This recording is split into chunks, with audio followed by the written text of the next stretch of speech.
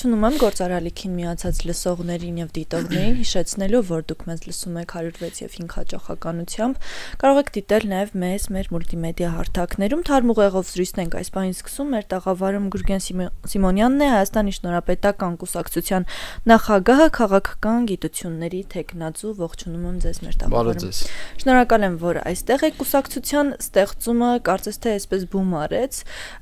ինչ որոշումով, ինչ գաղափարախոսությամբ ստեղծվեց այս կուսակցությունը եւ ուր եք գնում, ինչ ճանապարհ է սպասվում։ Շատ շնորհակալ եմ հրավիրելու համար եւ շատ կարեւոր հարց եք բարձրացնում։ Իրականում անկանխատեսել էր ինձ համար այն պատճառով, որ 2 տարի առաջ ես չէի պատկերացնի, որ մուտք կգործեմ քաղաքականություն, որտեվ մինչև 2023 թվականի դեկտեմբերը ես ինձ դիրքավորում էի որպես վերլուծաբան, գիտնական հետազոտողի կարգավիճակ ունեցող անձի, որը արտահասթիկային կերպով խորհրդատվություն է մատուցում Հայաստանի Հանրապետության գործող իշխանություններին, արկա ընդդիմությանը, Հայաստանի Հանրապետության ժողովրդին եւ առհասարակ իր գիտելիքն է իսպաս դնում հանուն հայկական պետականության։ Բայց վերլուծաբաններն էլ իրենք անընդհատ մշտադիտարկում անելով, դաշտային փորձարկումներ անելով, տեսնում են, որ իրենց վերլուծությունները յակա या չկա։ Ըստ էության կարող են նաև չլինել, որովհետև պետությունը որպես այդպիսին հավասարարժեք քաղաքականություն չի իրականացնում եւ հետամուտ չի այն պրագմատիկ քաղաքականությանը, իրական քաղաքականությանը, որ այդքան մոդայիկ է դարձել, ռեալ պոլիտիկ են ասում, դա իրական քաղաքականությունն է։ Ու գործող իշխանությունները ոչ միայն կամային հատկանիշներ չեն դրսևորում բարձրարժեք գիտելիքահենք մտքերին տուրք տալու եւ գնալու այդ ուղղությամբ, այլ նաեւ առհասարակ երկիրը տանում են անհասկանալի ուղղությամբ, ինչպես նաեւ վերջերս բացահայտվեց, որ առհասարակ կործանման։ Արդեն անհասկանալի չի։ Արդեն անհասկանալի չի, արդեն հասկանալի եւ տեսանելի է։ Ինձ համար 2023 թվականի մինչեւ դեկտեմբեր ամիսը անհասկանալի էր։ Դեկտեմբերին ինձ վերջին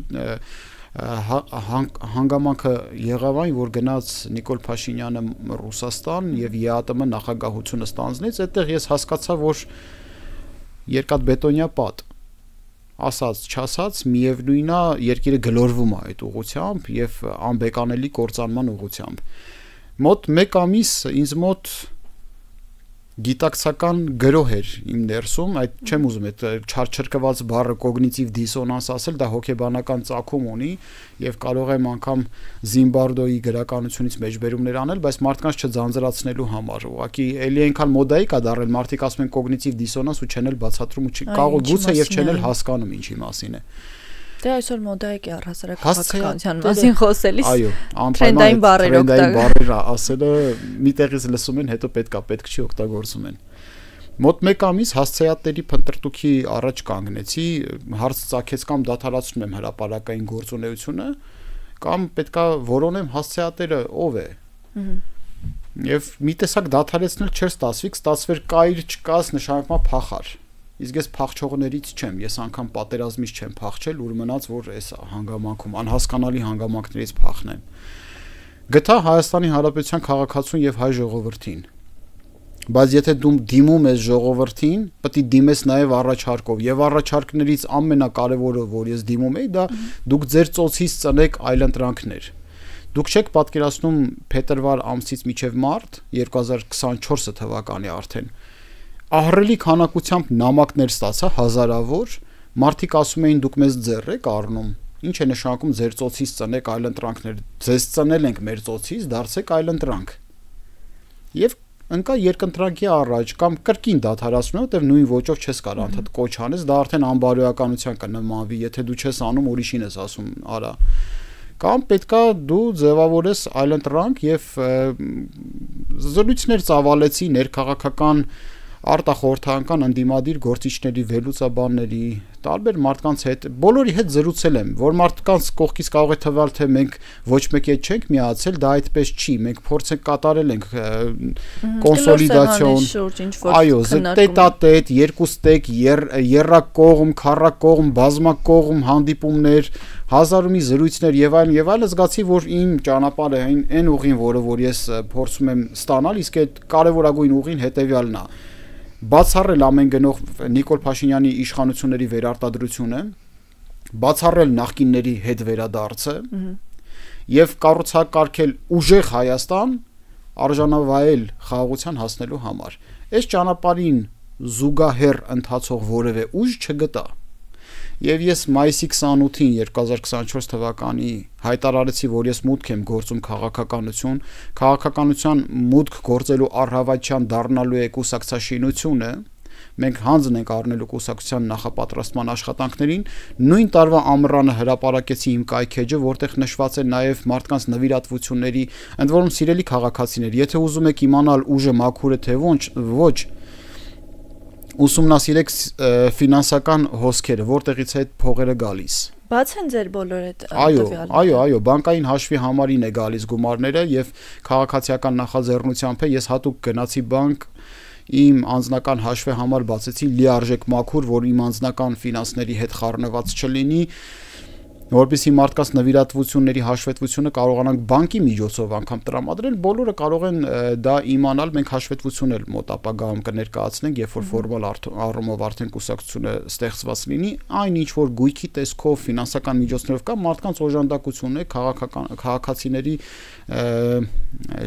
ներդրումների միջոցով է։ Եվ կայքեջը պատրաստեցինք, ընդ որում կայքեջին էլ գումար չծախսեցինք, այդ ինտելեկտուալ կարողությունները եւ հմտություններն էլ մեզ նվիրեցին։ Մարդիկ են նվիրում, կայքեջը պատրաստեցին, տվեցին մեզ, գործարկեցինք ամբողջ ամառը հանդիպումներ, ամբողջ աշունը հանդիպումներ եւ 2025 թվականի փետրվարի 27-ին տեղի ունեցավ մեր համագումարը, որը ահռելի մեծ արձագանք ստացավ։ Ես չեմ հիշում մի նմանատիպ համագումար, որ նման կազմակերպվածքով ամբողջությամբ տեսան նկարահանված լինի եւ YouTube-յան ալիքում հրապարակված լինի, ընդ որում իմ ալիքում ամբողջական տարբերակը կա, Գուրգեն Սիմոնյան.com YouTube-յան ալիքում կա։ Ամբողջ ընթացակարգը թե դահլիճի լցված լինել, մենք նախատեսել ենք 450 տեղ, բայց ներկա էր 500-ից ավել, որտեղ ընթացքում բերեցին ավելացրեցին եւ ոտքի վրա կանգնած մարդիկ էլ դեռ են Սիմոնյան, մշտական ամենահաճախ հնչող հարցերը, որ ուղղում են ձեզ, որոնք են դրանք։ Ինչով ամենաշատը հանրությունը հետաքրքրում եւ ինչի կարիք պահանջ ունի։ Հանրությունը հարցնում է, ասում է դուք կապ ունեք որևէ քաղաքական ուժի հետ։ Մենք հայտարարել ենք, որ Լևոն Տեր-Պետրոսյանի, Ռոբերտ Քոչարյանի, Սերժ Սարգսյանի, Նիկոլ Փաշինյանի քաղաքական ուժերի եւ նրանց օժանդակող արբանյակ քաղաքական ուժերի հետ մենք անելիք չունենք, չենք ունեցել, չունենք եւ չենք էլ ունենալու։ Մեր քաղաքական ուժի գլխավոր նպատակը այլընտրանքի ձևավորումն է Հայաստանի Հանրապետությունը, որ քաղաքացին իմանա 2026 թվականին գնա ընտրությունների։ Սրանք են, նրանք են, մարտիրոսենք են, Պողոսենք են, բա այլընտրանքն ուր է։ Այլընտրանքներից մեկը մեր ուժն է լինելու եւ հուսանք էլի ուժեր կլինեն, տեսնենք, ես շատ կուրախանամ, եթե նոր ուժեր ծնվեն Հայաստանի Հանրապետությունում, այդ դեպքում այն գիծը, որը պատմությունը քաշել է հին քաղաքական օրակարգի, որը ձգվում է 1990 թվականից մինչև 2025 թվականը, կհայտնվի պատմության մեջ, վատ բառեր չասենք որտեղ։ Եվ այդ գծից այն կողմ ձևավորված նոր քաղաքական իրողությունը, Հայաստանի շնորհապետական կուսակցությունը, ընդ որում ստեղ մի բան էլ կասեմ, մարդիկ կան, որ բարձր տիտղոսներ, աստիճաններ ունեն, շնորհապետական բառը տարբեր ձևերով հոլովում են, իրենց մանրությունն են դրանով ցույց տալիս, էլի, պետքա սիրելի քաղաքացիներն էլ հասկանան, չի կարելի ծաղրուծանակի ենթարկել վեհ բառերը։ Շնորհ եւ պետություն բառերը, երբ որ դու ծաղրում ես, դու ինքդ ես ստորանում։ Ստորանում է այն մարդը, որը որ շնորհ եւ պետություն բառերը ծաղրում է։ Նշանակում է ստորագույն անձնավորություն է։ Հետևաբար պետք է ձեռնպահ մնալ ազնիվ բառերը, պարկեշտ բառերը պետք է չծաղրենք, գիտեք, որևէ մեկը քրիստոնյա բառը չի ծաղրի, չէ, դրանով ինքը կնսեմանա։ Որևէ մեկը ժողովրդավարություն բառը չի ծաղրի, չէ, դրանով ինքը կնսեմանա։ Բարություն, արժանապատվություն, հարգանք բառերը չի կարելի չէ ծաղրել։ Կարծես թե իմաստով բոլոր կարմիր գծերը հատված են։ Չի կարելի հատել։ Հատված չեն։ Այն մարդիկ, ովքեր որ մտածում են գծեր չկան, կարմիր գծեր չկան, սահմաններ չկան, նրանք ուղղակի հոգեկան խանգարումքի մեջ են գտնվում, որովհետև ամոթի իսպար բացակայությունը, համաշխարհային առողջապահության միությունը հոգեկան հիվանդությունների շարքին է դասել։ Ամոթի իսպար բացակայությունը հոգեկան հիվանդություն է։ Այսինքն մարդ պետք է ամոթ ունենա, որպեսի պարկեշտ վեհ բառերը չծաղրի, ծաղրուծանակի չենթարկի։ Այդպիսի մարդիկ հոգեկան հիվանդություն ունեն, ընդ որում սեռական հողի վրա շեղված։ Սա պետք է մենք ֆիքսենք։ Հետևաբար, շնորհապետական կուսակցությունը պատմության կողմից քաշված կարմիր գծի այդ գիծը անջրպետը, որ կձևավորվի նոր քաղաքական իրողությունների ինչ որ մի քաղաքական ուղղություններից մեկը կլինի, ուրախ կլինեմ, երջանիկ կլինեմ թատերաբեմում տեսնել նոր ուժեր, որոնք որ մանր հոգիներ եւ մանր ուղեղներ չեն լինի թիրախավորելու անձանց, այլ կլինեն մեծ ուղեղներ, թիրախավորման տակ կպահեն process-ները, գործընթացները։ Հիշեք այն անձիկ եւ քաղաքական գործիչները եւ հայտ ներկայացնողները, որոնք կենտրոնացել են եւ թիրախավորել են կոնկրետ ֆիգուրի կամ ֆիգուրների, նրանք մանր են, քարկտիկ են։ Պետքա լեռների շուրջը հավաքվել, որոնք որ process-ներն ու գործընթացներն են թիրախավորել, որտեղ մեր գլխավոր անջրպետը եւ խոչընդոտը Հայաստանի Հանրապետության խնդիրները ծառացած են որպես process-ներ եւ գործընթացներ, ոչ թե ֆիգուրներ։ Մեր խնդիրը Իլհամ Ալիևը չի, Էրդողանը չի, Վլադիմիր Պուտինը չի, դրանք կանոն ազգանուններն են եւ անհատներն են։ Process-ներն են մեր խնդիրները։ Ինչի Ռուսաստանի Եվ հիմնականում ներքին process-ները, կարծես թե ներսից ամեն։ Մեծ մասամբ ես համաձայն եմ ձեզ հետ, այո, ներքին process-ները, որովհետեւ հայ ժողովուրդը երբ ինքնագիտակցեց ինքն իր որակները եւ արժանապատվությունը, զորավիք եղավ արժանավայել եւ վայելուչ պետության կայացմանը, ես հավաստիացնում եմ, մեր խնդիրների 90%-ը չեզոքանալու է։ Եվ մեր թշնամիների մեծ մասը չեն լինելու։ Կամ դադարելու են թշնամի լինելուց, կամ առհասարակ գոյություն չեն ունենալ, որովհետեւ նմանատիպ Հայաստանի Հանրապետության հետ թշնամություն անելը կատակ բան չի։ Պարոն Սիմոնյան, տեսեք, ընտրությունների գնալու ճանապարհը կարծում եմ իմ տպավորությամբ բավականին բարդ ճանապարհ է, պիտի մարդկանց ցույց տալ, ապացուցել, համոզել, ներկայացնել իրականությունը ամեն դեպքում, եւ շատ կարծիքներ եմ պատտվում, որ գուցե շատ ժամանակ խոսքը միշտ չի որ տեղ է հասնում եւ մարդկանց այսօր խոսքով սնել միշտ չի որ հաջողվում է։ Ինչ գործողությունների շարք կա, որ պիտի այդ գործողություններով ապացուցել ու համոզել, որ խոսքն ու գործը համահունչ են միմյանց եւ մինչեւ 26 թվականը այդ գործը տեսանելի կլինի, փոփոխություն բերող կլինի ու կստիպի գնալ ու ընտրել այն ուժին, որը իրականում այդ գաղափարախոսությունն է առաջ տանում։ Համոզելու կարիք չկա, այն ուժերը, որոնք փորձելու են համոզել, թաքցնում են վտանգավոր սուտ։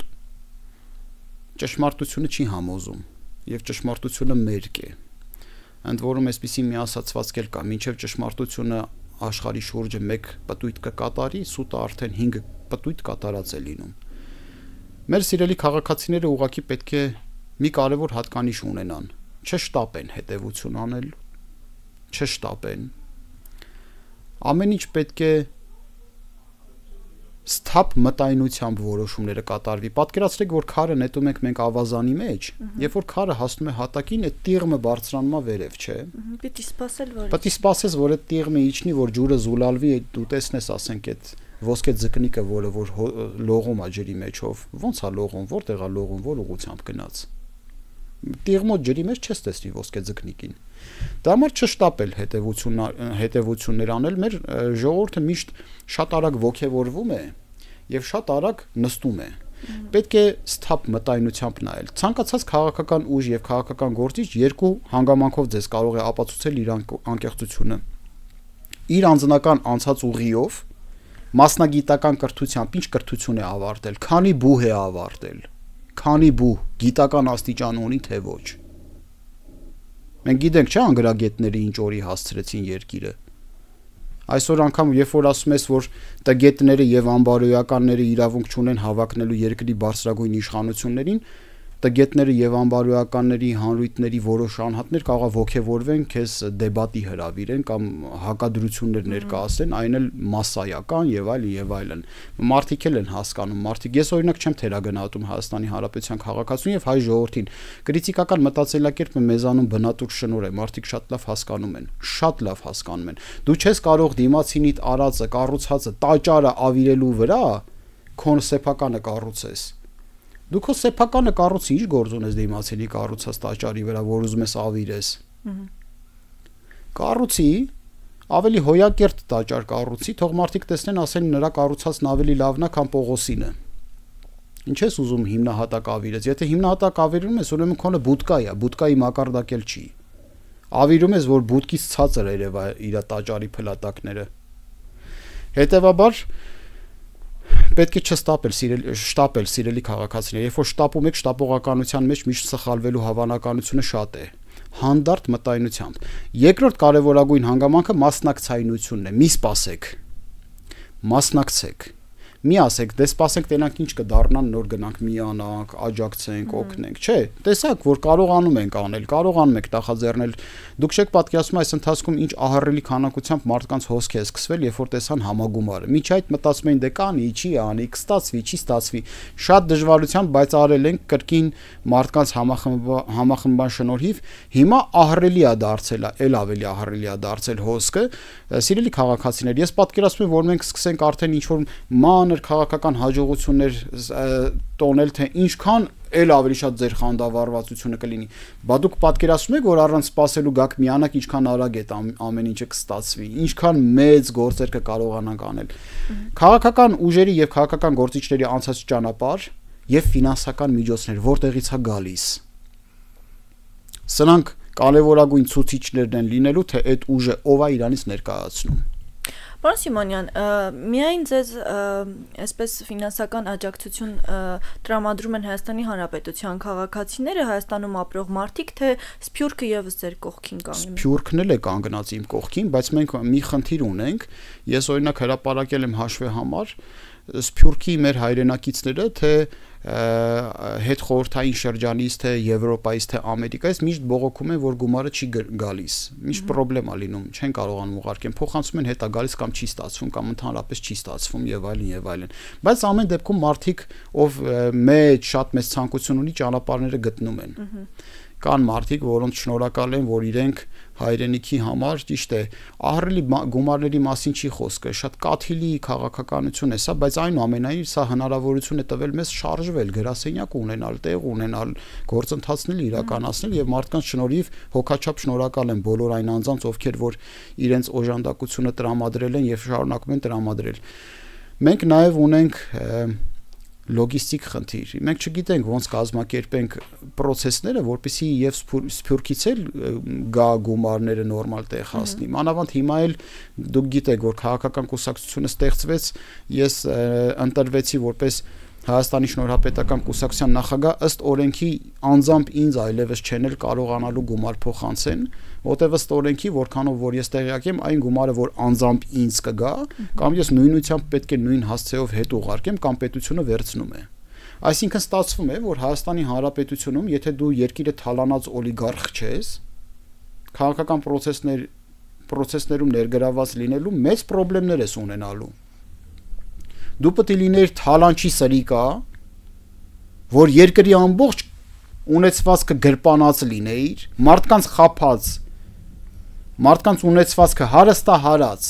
քո որովայնապաշտ հակումներով, որ ահռելի քանակությամբ հնարավորություն ունենայիր երկրում քաղաքականություն ծավալես, բայց քաղաքացիական նախաձեռնությամբ գիտության մարդը Գուրգեն Սիմոնյանը, որը ցանկացել է մուտք գործել քաղաքականություն, շատ անհնարին մեկնարկային հնարավորություններ կունենար, եթե քաղաքացիները չհամախմբվեին։ Հիմա էլ ֆորմալ առումով դառնում ես կուսակցության ղեկավար, այդ էլ չես կարողանալու դու անձամբ ունենաս,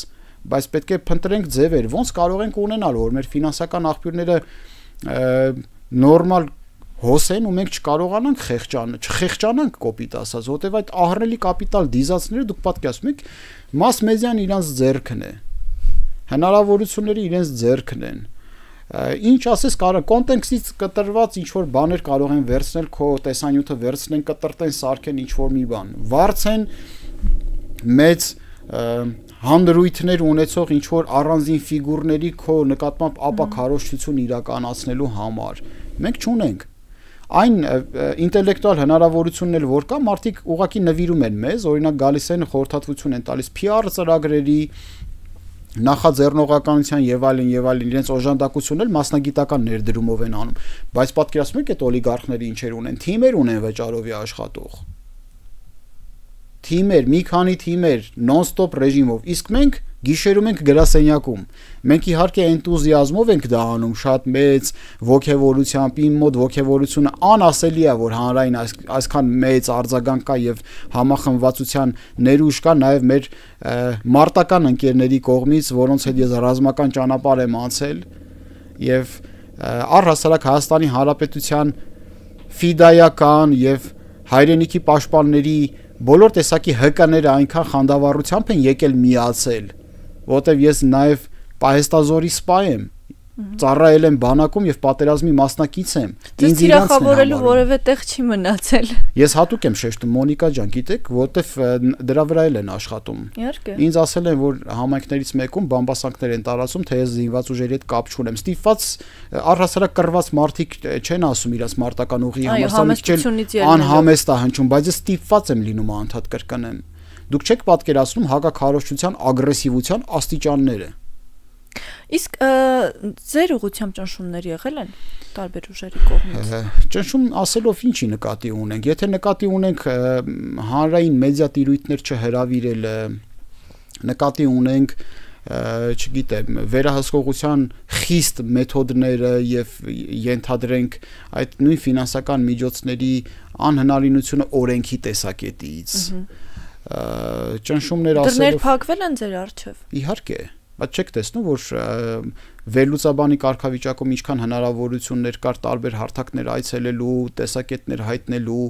դեբատներին մասնակցելու, տարբեր ֆիգուրների հետ մասնակցելու, քաղաքականություն մտնելուց հետո քեզ ուզում են մարգինալացնել, մարգինալի կարգավիճակով բերել, որ հնարավորություն չունենաս եւ այլն։ Ես վստահ եմ, անգամ ինֆորմացիա էլ ունեմ, որ փոքրիկ շրջանակներում բամբասանքների մակարդակով ինչ որ բաներ են խմորում, արտասահմանյան գործընկերների մոտ կեղծ տեղեկատվություններ են տալիս, որ սխալ տպավորություններ կազմվի եւ այլն, այսպիսի մոտեցումների մասին ինձ եկել ասել են, բայց սրանք բամբասանքներ են, ես չեմ ուզում անդրանալ այս առումով։ Որոշակի փաստեր էլ կան, բայց պետք է չի դրա շուրջ։ Եթե սա նկատի ունենանք, այո, խոչընդոտներ կան։ Եթե սա նկատի ունենանք, բայց բարեբախտաբար եւ փառքասու ագրեսիվ որևէ ֆիզիկական ներգործություն դեռևս չեմ նկատել։ Բարեբախտաբար դեռևս մերժում չունենք պետական գրանցման մեր կուսակցության, դե տեսնենք հիմա մոտ ժամանակներս պարզ կլինի մեզ կմերժեն թե ոչ։ Եթե մերժեցին կհամարենք, որ քաղաքական նկատառումներից ելնելով մերժում են եւ մեր բողոքի ձայնը իլուր աշխարհի կբարձրացնենք, կփորձենք պայքարել այդ ապօրինության եւ անօրինականության դեմ, բայց փառքասու դեռևս չենք բախվել դրան։ Հույս ունեմ, որ չենք բախվի, որտեվ այնուամենայնիվ կարծում եմ, որ սթափ մտայնությունը իսպար ոչնչացած չի այդ անձանց մոտ էլի։ Իսպար հույս ունենանք, եթե իսպառ է, ուրեմն խնդիրների առաջ ենք կանգնելու եւ այլընտրանքի ձևավորման process-ներն էլ կփակեն։ Դժվար է պատկերացնել այս բանին, շատ այսպես տատանվող է իրավիճակը եւ մարդկանց մասին պատկերացումները, չգիտեմ, շատ դժվար է հասկանալ ինչ է խորքում թաքնված իրականում։ Պարոն Սիմոնյան, ձեր մուտքը քաղաքականություն ինչ նոր փոփոխություն է ուզում բերել, այսինքն դուք ստեղծելով ձեր կուսակցությունը, նախ կուսակցություն ստեղծելու մեջ ինչ փոփոխություն եք բերում, ինչ նոր որակներ եք բերում եւ քաղաքականության մասին մենք գիտենք, թե ինչ տեսակետներ են առհասարակ տարածվել եւ տարբեր ժամանակներում տարածվել։ Ինչ կարելի է փոխել ձեր մուտքով։ Շատ լավ, շատ ճիշտ բան ասեցիք, նախ մշակույթի փոփոխություն։ Մշակույթի փոփոխությունը դա հավասարարժեք տեղեկատվությամբ քաղաքականության արարումն է։ Քաղաքականություն բառը պոլիտիկա։ Պոլիս բառից է ծագել, հին հունական արմատներ ունի։ Պլատոնը ունի պետություն, գիրքը, աշխատությունը։ Արիստոտելը ունի պոլիտիա եւ ըստ այդ հին հունական քաղաքականության մեթոդների եւ հին հայկական քաղաքականության մեթոդների քաղաքականությունը դա մարդկային գիտական առաքինություններից մեկն է, որը կոչված է քաղաքացիների կյանքը երջանիկ դարձնելու։ Հիմա ստեղից հարց, ինչի են ասում քաղաքականությունը անբարոյականություն է։ Որտեվ չի հաջողվել անել։ Որտեվ անբարոյականներ են զբաղվել։ Հիմա եթե անբարոյականները անբարո դրսևորեն, ենթադրենք առողջապահության մեջ, նշտացվում է առողջապահություն անբարոյականություն է, վատ բժիշկ եթե եղավ մարդուն սպանեց բուժելու փոխարեն, ստացվում է առողջապահությունը անբարոյականություն է։ Վատ ոստիկան եթե եղավ մարդուն օգնելու, պաշտպանելու փոխարեն զրպարտեց կամ խաբեությամբ նրան կալանավորեց, նշանակում է իրավարարչությունը անբարոյականություն է։ Իհարկե ոչ։ Մարդն է ինքն իր էակով, իր որակներով այս կամ այն պարկեշտ եւ ազնիվ գործը պախարակում, բայց գործը ի բնե եթե համակարգը արդեն չի ձևավորվել այդպիսին, միանշանակ հնարավոր է փոխել այն։ Եվ եթե մենք այսօր տեսնում ենք Հայաստանի քաղաքականությունը, կարծես թե կարծրացած ինչ որ ձև ունի, շատ դժվար է լինելու, ես կարծում եմ փոխել այն, բայց եթե դուք գնացել եք այդ ճանապարհով, ուրեմն գտել եք ճիշտ ձևը եւ գիտեք թե ինչից սկսել, ինչը փոխել։ Առաջնահերթ են քայլերը ու արդյոք ձեր կարծիքով կարծրացած է թե չէ։ Մոնիկա ջան, շատ ճիշտ եք ասում։ Դրա համար պատմությունը գիծ է քաշել, մարդիկ հոգնել են։ Դուք չեք տեսնում ընտրություններին մասնակցության քանակությունը եւ մարդկանց անտարբերության աստիճանը։ Դա նշանակում է, որ պատմությունը գիծ է քաշել։ Ես ոչինչ չեմ փոխելու։ Ես իզորուել չեմ ինչ-որ մի բան փոխեմ։ Մեր քաղաքական ուժը կայացնելու է 0-ից։ Այսինքն պատկերացրեք ինչ-որ մի տոքսիկ միջավայր, որտեղ ռադիոակտիվ իրավիճակ է։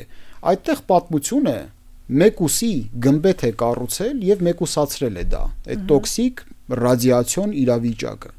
Հիմա կա մի դատարկ դաշտ, որտեղից եկել է նոր սերունդ,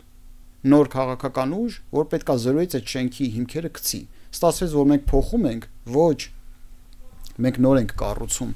Մենք նոր քաղաքական դաշտ պետք է կառուցենք, նոր քաղաքական մշակույթով, որտեղ նախքին որևէ բան չկա։ Նախքին որևէ բանի մեջ ոչինչ չեք կարող փոխել։ Այդ նույն Կաթելի դրամաբանությամբ։ Այո, ես իմ քայլը կանեմ, ինձանից հետո եկողները իրանց քայլը կանեն։ Մենք ուշացել ենք 30 տարի կորցրել ենք։ Ինչքան են, չէ, բառերը վախեցնում, իմ քայլը բառնել է արդեն բան լինում արդեն։ Դե հա, այտենց որ վերցնենք բարգավաճ բառներ, օրինաց բառներ, ապագա բառը, բոլոր պարկեր մեզ էլ են մեղադրում ինչ եք շնորհապետություն ընտրել, որտեվ բոլոր ազնիվ մենք ուզում ենք ազգային վերածնունդ դնենք, տեսանք ազգային վերածնունդ արդեն կա, այն էլ Արցախում, այն էլ շատ բարդ իրավիճակ է իրականում։ Ոչ մի բառ չգտանք։ Շնորհապետություն, մերիտոկրատիա բառը պատահմամբ եմ գտել ու դա սարքել եմ մեր համար կուսակցության բառ, որտեղ ուրիշ բառ չկար։ Իրոք չկա։ Դուք չեք տեսնում կուսակցությունա ձևավորվում, անունը դնում են նոր կուսակցություն։ Բառ չի մնացել։ Հուսանք, որ այդ բառերը կվերականգնվեն եւ իրենց հին տեսքով դեռևս։ Այո, շնորհակալ եմ ձեզ զրույցի համար։ Սիրով։ Մեզ լսողներին եւ դիտողներին հիշեցնեմ, որ Թարմ ուղեղով իմ զրուցակիցը Գուրգեն Սիմոնյանն էր, Հայաստանի Շնորհապետական կուսակցության նախագահը եւ քաղաքական գիտությունների թեկնածու, իսկ ձեզ համար Մոնիկա Մամյանը աշխատեց, կհանդիպենք։